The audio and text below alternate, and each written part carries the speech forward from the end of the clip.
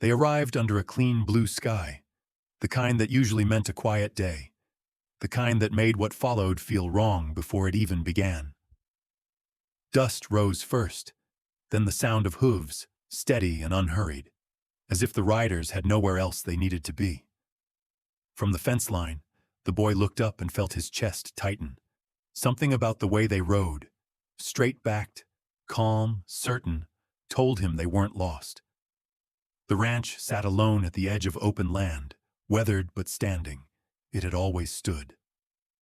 The boy had grown up believing that meant something. His father believed it too.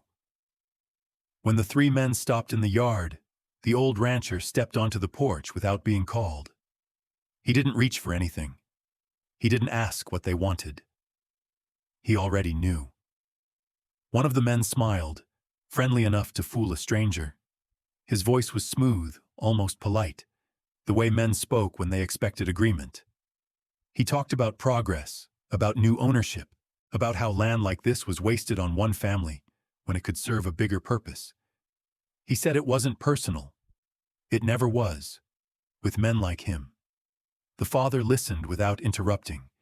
He stood straight, though age had bent his shoulders over the years.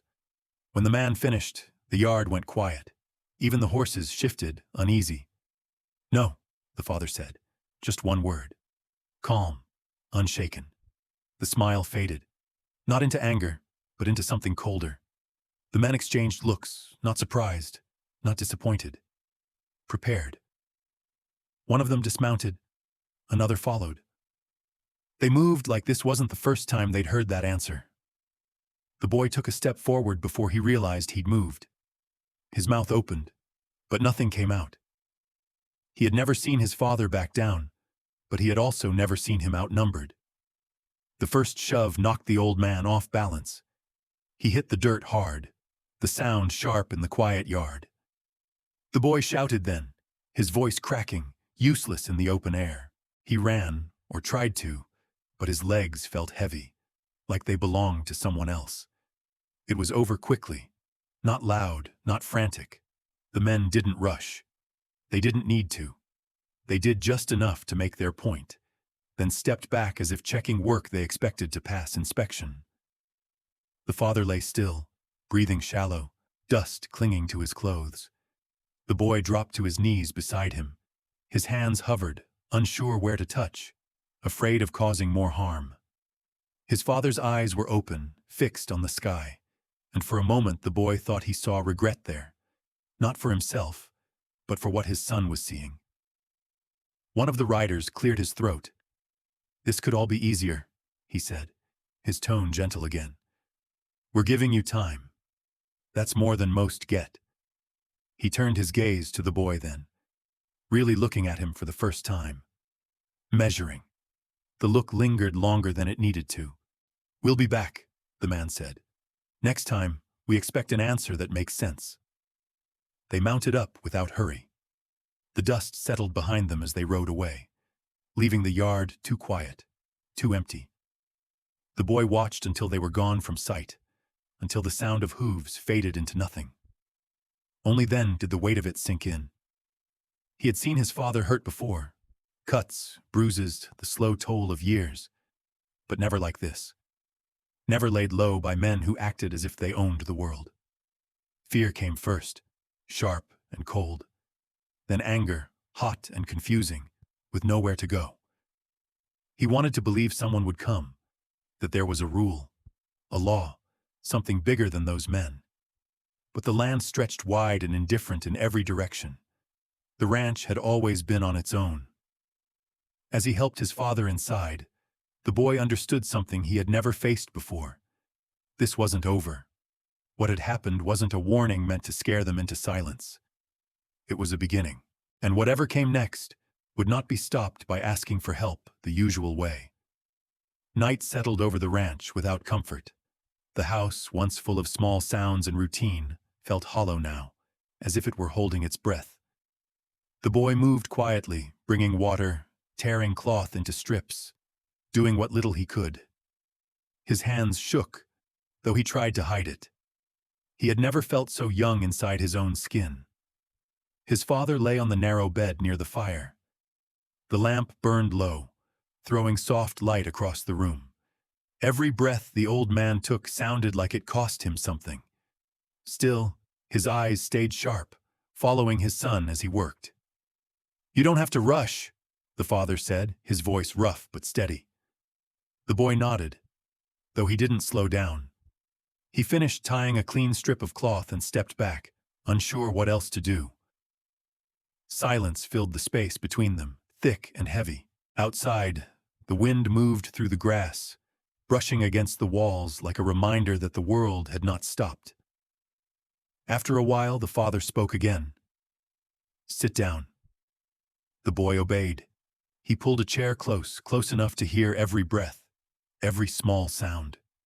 He waited for his father to speak about the men, about the land, about what would happen next. None of that came. Instead, the father stared into the fire. "There's something I should have told you a long time ago," he said. The boy looked up. He had never heard that tone before.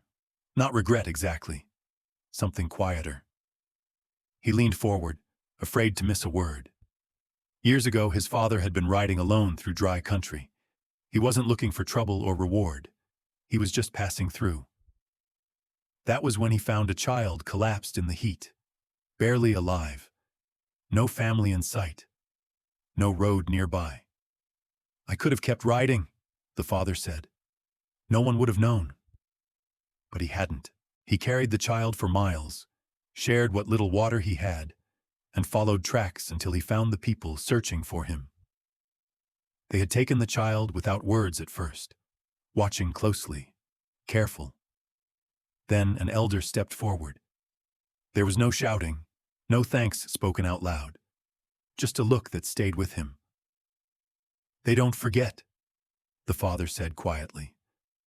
"Not things like that." The boy listened, his heart beating faster. He had grown up hearing warnings about that land, about not crossing certain boundaries. Everyone knew the stories.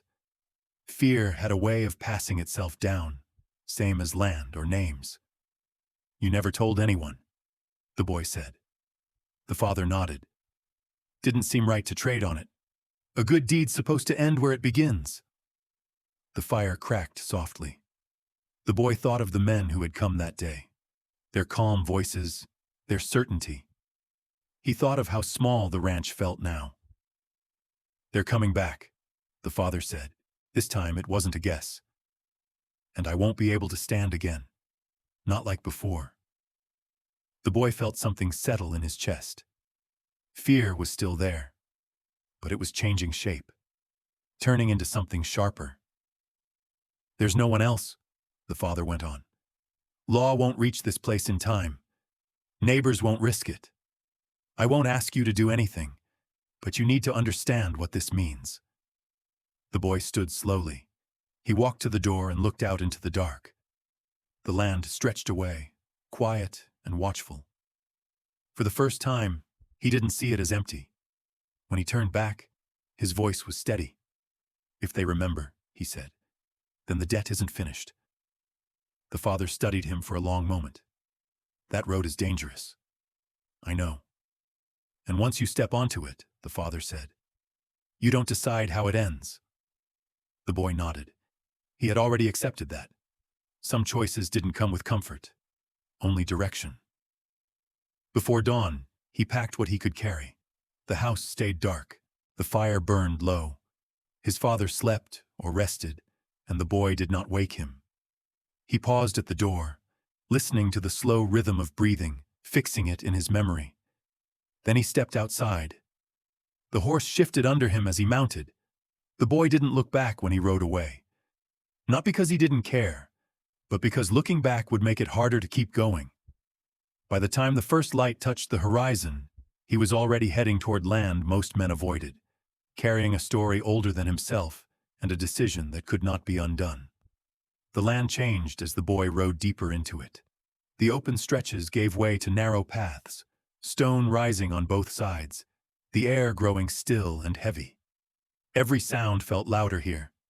The shift of leather, the slow rhythm of the horse's breath. He kept his eyes forward, though his instincts told him he was no longer alone. By midday, the silence pressed in on him. No birds, no wind, just the steady movement of his horse and his own thoughts. He remembered stories told in low voices back home, warnings wrapped in half-truths. People said men vanished out here. They said the land itself decided who belonged. He slowed his horse and raised one hand, palm open. He had decided on that long before the journey began.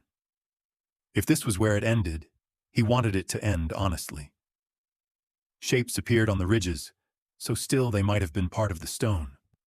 Then one stepped forward, then another. Faces unreadable, eyes sharp. No one spoke. The boy swallowed and said his father's name. He told them why he had come. His voice carried farther than he expected, echoing slightly before settling back into the quiet. They listened without reacting. He was led forward, deeper into the canyon, where the light softened and the ground leveled out. The horse was taken gently. The boy followed on foot, aware of every step, every breath. Fear returned, but it did not control him. He had already crossed the point where turning back was possible. At the center of the gathering stood an older man. He did not rise when the boy approached. He studied him carefully, as if weighing something that could not be measured. The boy repeated the story. The lost child. The water shared. The long walk back to safety. He spoke plainly, without asking for favor, only stating what had happened. When he finished, he waited. The leader's gaze sharpened. "You are not the one who carried the child," he said. "No," the boy replied. "My father did."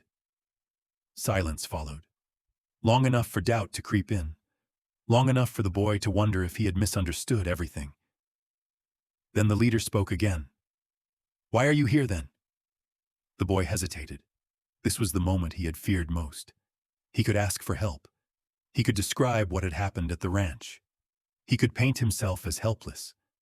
Instead, he remembered his father's words about debts and choice. "I came to remind," he said, "not to demand." A murmur moved through the gathered men. The leader raised a hand, and the sound faded. "You risk much by coming here," the leader said, "and you risk more by speaking as you do." The boy nodded. "I know." That was when the leader stood. He walked closer, stopping just a few steps away. His voice lowered. "The men who threaten your land will return. If we stand with you, their fear will follow them. Others will notice. This path brings consequences." The boy's chest tightened. He had imagined relief at this point. Instead, he felt the weight of the choice settle fully onto him. "If you walk away," the leader continued, "your father may lose his home. If we act, you may owe more than you can repay." The boy looked down at the ground, then back up. He thought of the ranch at dawn, of the quiet strength his father had carried all his life, of what it meant to let that be taken without answer. "I won't pretend this is for justice alone," the boy said. "It's for my father. But if protecting him means carrying a burden after, I'll carry it." The leader searched his face, as if looking for something hidden. What he found seemed to satisfy him. "The child who was saved grew into a man," the leader said slowly. "He stands behind you now." The boy felt his breath catch. He had not noticed the figure until that moment. "The debt was never forgotten," the leader went on, "but it does not pass freely. It passes to those willing to accept its weight." The boy nodded once. That was enough. As the sun dipped lower, preparations began quietly. No celebration, no raised voices, just purpose. The boy was given water and food, offered rest. He accepted only the water. That night, as he lay awake beneath unfamiliar stars, the twist of the journey finally revealed itself. He had come seeking help. He was leaving with responsibility. The alliance he hoped for was real, but it would change him forever. And there was no turning back now. The boy returned before the sun did. The ranch appeared out of the dark slowly, its shape familiar and fragile at the same time. The house stood quiet, the yard still marked by the memory of what had happened days before. For a moment, fear rose in him that he had come too late, that the men had returned already, that the choice he made no longer mattered. But everything was still. He slipped from the saddle and moved carefully, listening. Inside, his father lay where he had left him, alive, breathing. When the old man opened his eyes and saw his son standing there, something loosened in his face. No questions were asked. None were needed. As the night deepened, the land around the ranch began to change, though nothing could be seen. The boy felt it more than he observed it. The air no longer felt empty. Sounds seemed to stop short, as if held back. Shadows gathered where there had been none before, stretching along fence lines, behind rocks, near dry washes. The boy stepped outside again and stood near the porch. He felt small, but not alone. Figures moved without sound across the open ground. They did not rush. They did not speak. Each took a place as if the land itself had directed them. By the time the moon rose higher, the ranch was no longer exposed. It was surrounded, protected in a wide circle that left no obvious sign of its presence. The boy swallowed hard. This was more than he had imagined. Hope mixed with fear until he could no longer tell them apart. He found the leader near the edge of the property, watching the road that led in from the east. "They'll come at first light," the boy said. The leader nodded.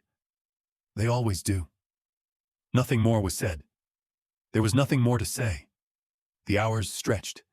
Every sound felt sharp. The boy sat on the porch steps, unable to rest, replaying every moment since the men first rode in. Doubt crept in quietly. He wondered if this was wrong, if he had gone too far, if the cost would be greater than the land itself. Inside the house, his father slept fitfully. Once the boy went to him and adjusted the blanket. The old man opened his eyes just long enough to grip his son's wrist. "You did what you thought was right," his father said. The boy nodded, though he wasn't sure anymore. As the sky began to lighten, tension tightened across the land. The waiting grew heavier. Birds stayed away. Even the wind seemed to pause. Then the sound came. Hooves. The boy stood. His heart pounded so hard he was sure it could be heard. Dust rose in the distance as 3 riders appeared, just as confident as before, just as certain of how this would end. They rode straight toward the house. The men laughed as they came closer, talking among themselves. One pointed at the porch, already speaking as if the land were theirs. They slowed when they reached the yard, their smiles ready. Then they stopped. Something was wrong. They felt it before they saw it. The leader among them scanned the open ground, his eyes narrowing. He shifted in the saddle. That was when the shapes became clear. They were everywhere, on the ridges, behind the fences, in the open, not moving, not threatening, just present, watching. The laughter died. The boy stepped forward, standing alone in the open yard. His hands were empty. His voice, when he spoke, did not shake. "You were told not to come back," he said. One of the men swallowed hard. Another reached for nothing, then thought better of it. Their confidence drained away, replaced by something closer to understanding. The leader of the riders tried to speak, but the words didn't come easily now. He looked around again, counting, realizing the truth too late. No one raised a hand. No one stepped closer. The message was already delivered. After a long moment, the leader tipped his hat, not in respect, but in surrender. "We're leaving," he said quietly. They turned their horses and rode away without another word. The boy didn't follow them with his eyes this time. He stayed where he was, feeling the weight of what had just happened settle into him. The land was safe, but the silence that followed felt different than before. He knew now that protection came with a cost, and the night had marked him as someone who would carry it. Morning did not arrive with relief. It came slow and pale, settling over the ranch as if unsure whether it was welcome. The boy stood in the yard, where the riders had turned away, the ground still marked by their presence. The silence they left behind felt heavier than their voices ever had. Around the property, the figures who had protected the land remained for a time, still and watchful. No one celebrated. No one spoke of victory. It was understood that what had happened did not need words. When the sun rose higher, one by one, they withdrew, fading back into the land as quietly as they had come. By the time the light reached the porch, the ranch stood alone again. The boy watched until the last shape was gone. Only then did he feel the weight in his chest shift. Not disappear, just change. Inside the house, his father was awake. He sat up with effort, his face drawn but alert. When he saw his son, he studied him for a long moment, as if trying to understand who stood before him now. "They won't be back," the boy said. The father nodded slowly. "I know." He motioned for his son to sit. The boy did, suddenly aware of how tired he was, the kind of tired that sleep didn't fix. "You crossed a line," the father said gently. There was no accusation in his voice, only truth. "Once you do that, the world starts to see you differently." The boy looked at his hands. They were steady. That surprised him. "I didn't do it for the land," he said after a moment. "I know," the father replied. They sat together as the day grew warmer. Outside, the ranch looked the same as it always had. Fences leaning, boards weathered, nothing to show what had nearly been lost. Later, the leader returned alone. He did not dismount right away. He and the boy regarded each other in silence. "The debt is settled," the leader said, "but the bond remains." The boy nodded. He had expected that. "You will be watched," the leader continued. "Not as a burden, as a promise." "What does that mean?" the boy asked. "It means your choices will matter," the leader said. "Not just here." He turned his horse and rode away, leaving the meaning behind like a stone the boy would carry for years. Life returned to the ranch slowly. Neighbors came by, cautious at first, then curious. Stories spread, though no one knew the full truth. The men who had tried to take the land did not appear again. Not there, not anywhere nearby. The boy took on more responsibility without being asked. He worked the land with care, not ownership. At night, he sometimes stood at the edge of the property and looked out, aware of eyes he could not see but felt all the same. He understood now what his father had carried all those years. Strength did not come from taking. It came from being trusted with what you did not own. One evening, as the sun dipped low, his father joined him on the porch. They watched the light fade across the open ground. "You did what I couldn't," the old man said quietly. The boy shook his head. "I did what you taught me." They sat in silence, and for the first time since the riders had come, the quiet felt earned. The land remained. The ranch endured. But the boy knew the real change was not measured in acres or fences. It was measured in the understanding that some victories tie you to the future more tightly than any defeat.